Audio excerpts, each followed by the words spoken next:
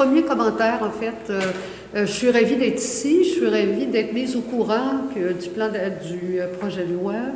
L'état d'avancement des travaux, ça ratisse large, il y a beaucoup de pain sur la planche à venir, mais en même temps, il y a beaucoup de monde qui déjà semble avoir réfléchi d'une façon très structurée par rapport à la situation des proches aidants. Alors, merci. Merci pour tout ce travail. Ce que j'ai compris par rapport à deux questions qui nous étaient lancées, ou à savoir le pouvoir de révoquer et l'expertise. Je suis proche aidante depuis 3 ans et je ne suis pas à cette étape-là. Mais de l'entendre nommer, de savoir que ça fait partie aussi d'une préoccupation, qu'il y a une ouverture, une réflexion par rapport à ça, je trouve ça drôlement intéressant parce que ça, depuis tout à l'heure, ça se promène aussi là, dans ma tête, dans mes idées, puis je pense qu'il y a je trouve ça tout à fait pertinent, même si moi, je ne suis pas là au moment où on se parle. Alors, c'est simplement ça. Là. Je vous remercie pour tout ça, puis bonne continuation dans vos travaux. Et je souhaite aussi que, par rapport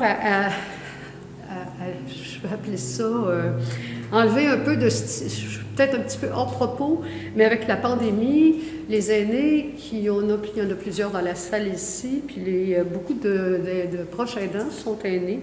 Et toute la stigmatisation qui a été faite auprès des aînés, pour moi, ça m'a rentré dedans beaucoup au niveau du respect de ce groupe social, ce groupe démographique là, qui est formé par les aînés. Alors, je trouvais que ça nous en rajoutait vraiment une couche pour nous écraser les épaules, là, toute cette espèce d'attitude face à notre âge, l'âgisme, quoi. Alors, merci, ça s'arrête là. Bonjour. Les 2 questions, le choix, l'expertise. Nous, on a discuté un peu, puis le choix, on se demande quel choix. Choisir quoi quand tu es dans ces rails-là de l'aidance? On se voit pas, moi je me vois pas tellement avoir eu des choix. Et là, tout d'un coup, aujourd'hui, j'apprends que j'avais des choix, mais des choix entre quoi et quoi? Moi, ce que je vois présentement, c'est qu'il y a des choses qui me sont imposées. Et ce n'est pas au niveau des choix, c'est au niveau de l'imposition de façon d'être en tant qu'aidante. Et de l'autre côté, il y a l'expertise. Je serais bien curieuse de savoir il y a combien d'infirmières dans la salle. Moi, je peux dire que sans être infirmière, je connais très bien la gestion des plaies. Puis, mais je ne suis pas adéquate. Je ne pense pas que je puisse avoir un brevet d'infirmière en soins de plaie, mais c'est une tâche qui m'a été gracieusement offerte. Fait que l'expertise non plus. Comment on développe ça, une expertise de proche aidant? Comment on développe une aide adéquate sans trop se mettre de poids sur les épaules, sans trop développer de culpabilité parce que les plaies ou quoi que ce soit d'autre ne progressent pas assez bien, assez vite. C'est ce que je voulais dire à propos et du choix et de l'expertise qu'on a à développer. Je suis sûre que chacun d'entre vous, vous êtes devenus des experts en toutes sortes d'affaires aussi. C'est ça. Vous avez l'impression que vous n'avez pas présentement assez de support pour ce que vous faites. C'est ça.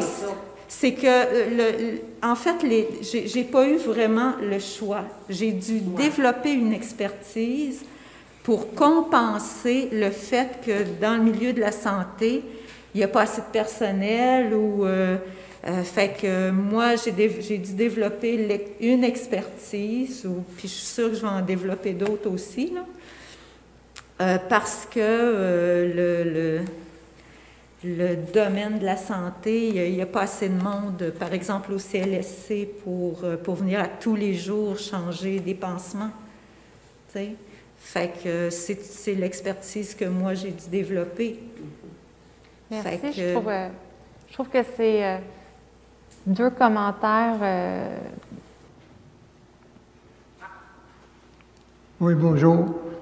Pour moi, je trouve qu'on traverse une très mauvaise période pour les aidants naturels. La loi ne changera pas grand-chose présentement pour nous, parce que nous avons énormément de misère à avoir des services. Comme moi, présentement, le seul service que j'ai par l'entremise du CLSC, puis à Alzheimer Rive-Sud, j'ai une demi-journée qu'il y a quelqu'un qui vient chez nous assister à ma femme, que moi, je peux faire mes courses. Fait que présentement, pour les répits, ces affaires-là, il n'y a rien à faire parce qu'à cause de la pandémie.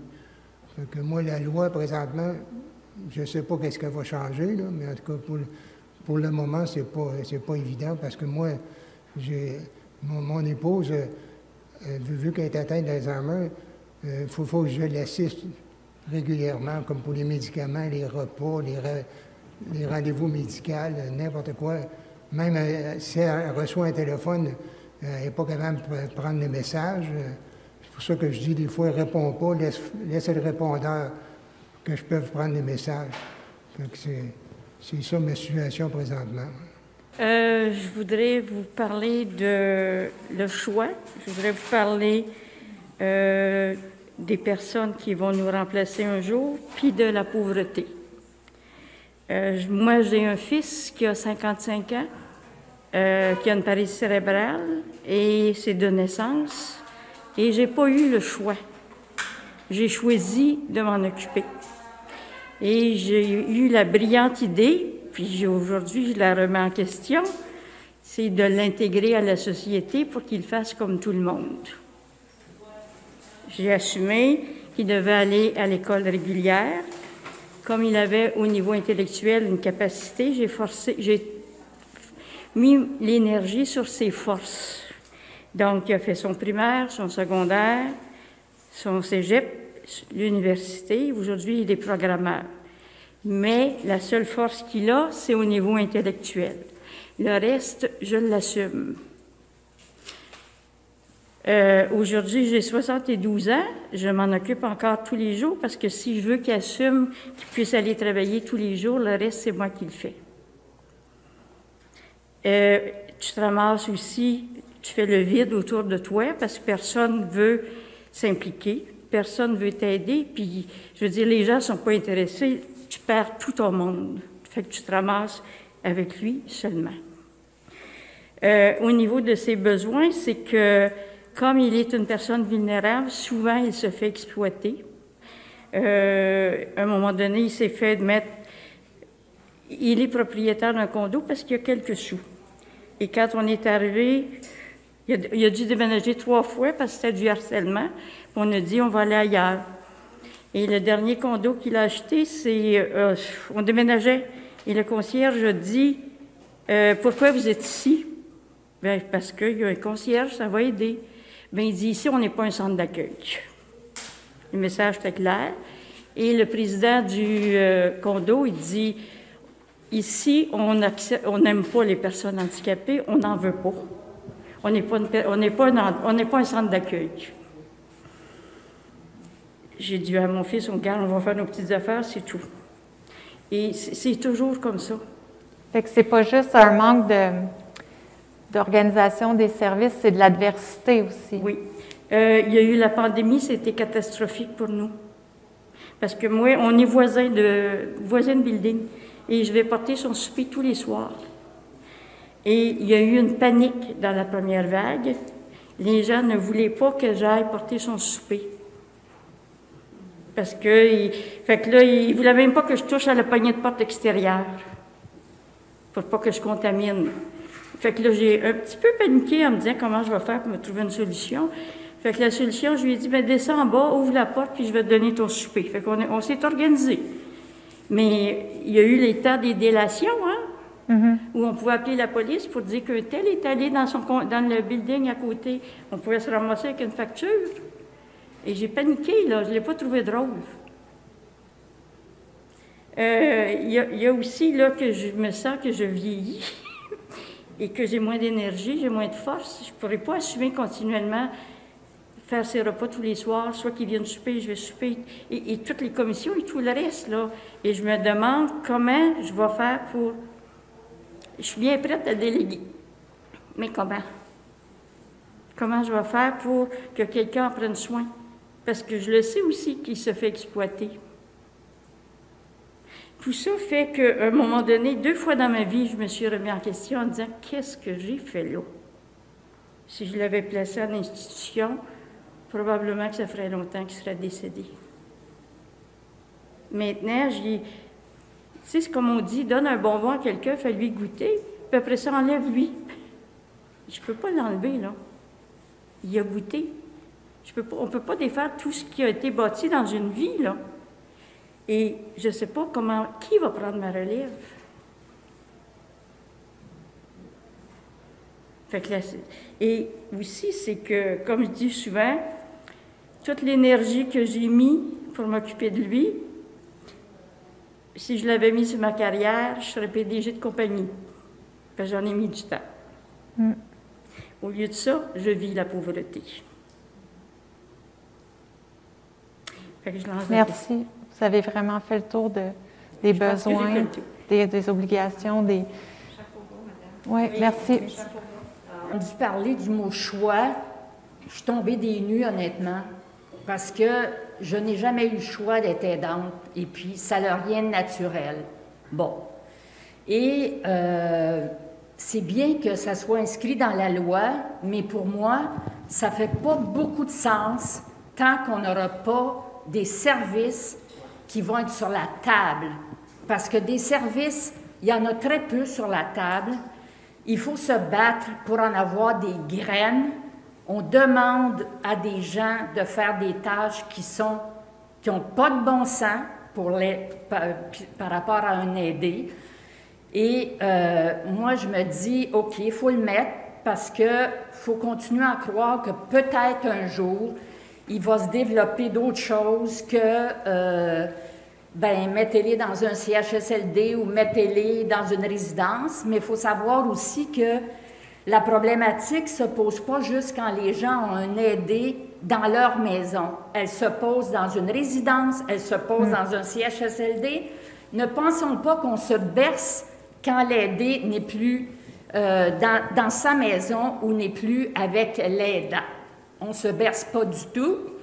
Et puis donc, moi, je me dis, quand cette loi-là va pouvoir mettre sur la table vraiment des ressources, et puis c'est sûr que si l'aidé n'est pas mourant, bien, s'il est mourant, on va l'envoyer probablement aux soins palliatifs, mais s'il n'est pas mourant, il est souvent pas prioritaire pour des besoins qui seraient très, très bien d'être répondus.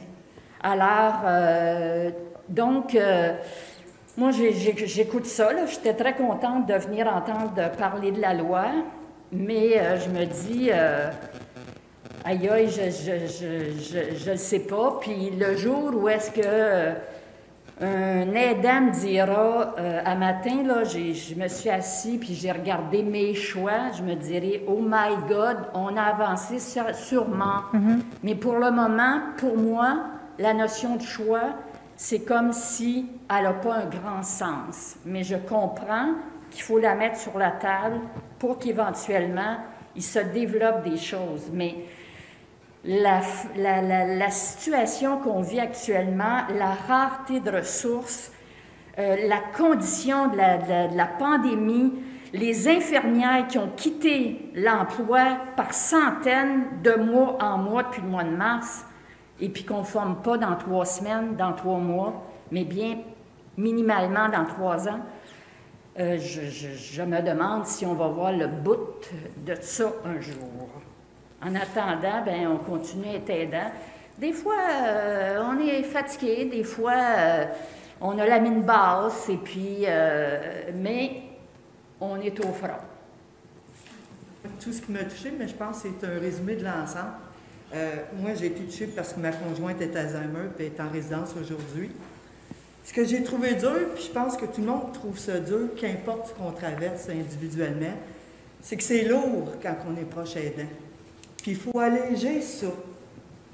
Moi, chapeau à Anne-Julie et d'autres, le CAB à Boucherville, là, c'est un gros cadeau qu'on a. Parce que pour moi, il est plus proactif que le CLSC. Ça, c'est pas normal, à mon niveau, à moi. C'est le CLSC qu'il nous donne du répit, qu'il faut qu'il nous donne des soins, qu'il faut qu'il nous aide. C'est là qu'il faut qu'elle parte l'aide. Je ne veux pas dire que j'en veux pas du CAB, parce que si le CAB n'avait pas été là, c'est les premières aides que j'ai reçues, puis c'est grâce à eux que j'ai eu du répit au début. Mais il fallait que je me batte avec le CLSC pour avoir des évaluations, puis que ma conjointe soit d'accord avec l'évaluation quand elle est Alzheimer. Tu sais, ça ne marche pas, là. Si elle passe une bonne journée, elle va dire qu'est-ce qu'elle fait là, elle? Qu'est-ce qu'elle veut? Tu sais? Fait que l'évaluation, c'est quoi? Fait que c'est vrai qu'on se bat tout le temps. Puis il ne faut pas arrêter de se battre. Puis c'est vrai que c'est pas fini, même quand elle est en résidence. Mais il ne faut pas arrêter quand même, parce que cette aide-là, en tout cas, le CAB, moi, je trouve que je leur devrais toujours du temps, parce que ça l'a compensé tellement de... Juste à jasant, ils sont-tu assez compréhensifs puis humains? Tu sais, ça, là, c'est gros. Ça nous aide à... On disait qu'on n'a pas le choix, c'est vrai. On est tous dans le Moses de bateau puis on rame. C'est pas un choix qu'on a, on rame. Mais quand on a de l'aide pour ramer, puis des choix, puis juste des... jaser, puis dire, puis de voir d'autres mondes aussi qui sont pires que nous autres. Ça l'aide, des rencontres. C'est fou à dire ça, hein, que ça nous aide, parce qu'on échange, on a trouvé quand même de l'humour là-dedans. Puis il en faut de l'humour pour traverser que ce qu'on a. Parce que sinon, ça serait triste, trop triste aussi. Fait que merci, CAB. Merci tout le monde. Bonjour. Est-ce que je peux commencer? Oui. Moi, je voulais que le statut de proche aidant soit défini au niveau de la loi de différentes façons. Étant donné que pour moi, on va nommer ça en 3 catégories. Dans mon cas, le proche aidant qui ne vit pas avec la personne aidée, c'est pas la même chose. Le stress, il n'est pas le même. C'est la personne qui vit avec quelqu'un, elle l'a 24 heures sur 24. Elle a besoin d'aide, elle a besoin des périodes de répit. C'est plus, je dirais, celle qu'on doit soutenir en premier. En deuxième, ce qui est mon cas, je suis aidante naturelle pour ma sœur qui souffre d'Alzheimer, mais qui est en résidence privée pour aînés. Alors, mon rôle là-dedans, moi, j'ai eu un mandat d'inaptitude de sa part il y a plusieurs années, et on l'a appliqué, et je m'occupe d'elle, c'est-à-dire que je lui rends visite 2 fois par semaine, je m'occupe de ses repas, je m'occupe de toutes ses courses, c'est moi qui paye ses comptes, c'est moi qui s'occupe de tous les aspects, je veille à son bien-être.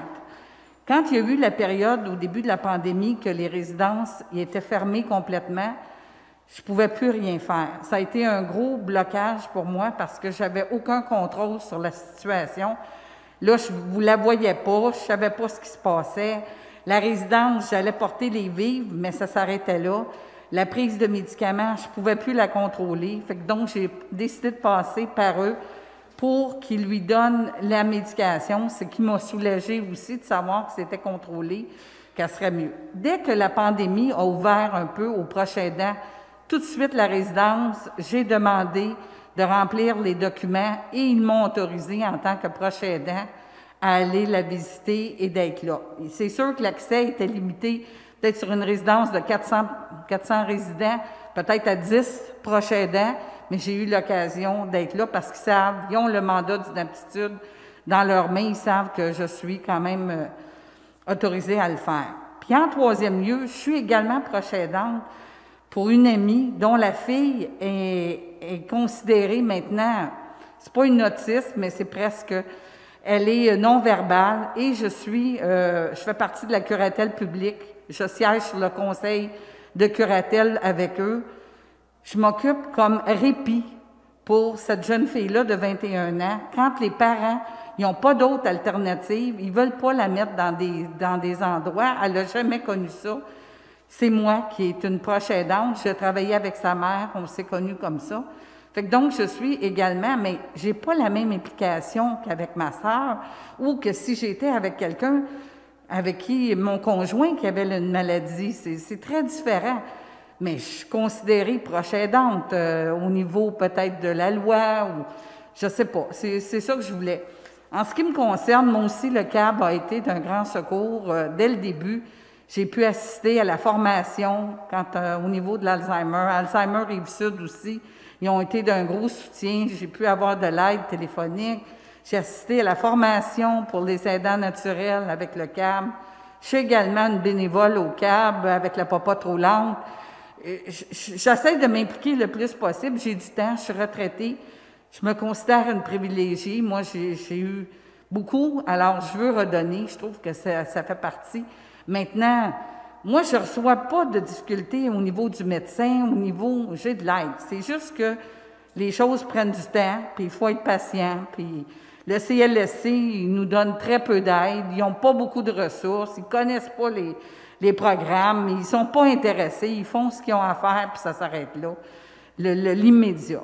Au niveau de la travailleuse sociale qui est dans le dossier, parce qu'on va penser à éventuellement un placement en ressources intermédiaires pour ma sœur, bien, ça fait presque 3 ans. Ça va faire 3 ans en février prochain qu'elle va être diagnostiquée. Puis on est toujours au même point. Il n'y a toujours pas d'ouverture, il n'y a toujours pas de place. Fait qu'on attend. Fait que pour le moment, je dois être là, mais si jamais moi je tombe au combat pour X raison, je ne sais pas qui c'est qui va arriver parce que je suis pas sûre que le CLSC pourrait intervenir, là, tu sais, puis elle n'a pas d'autres personnes. Fait que donc, c'est un petit peu délicat, là. Fait que c'est juste ça que je voulais apporter, le point de vue que le stress n'est pas le même pour tout le monde quand même, dans le cas d'un prochain aidant. Merci.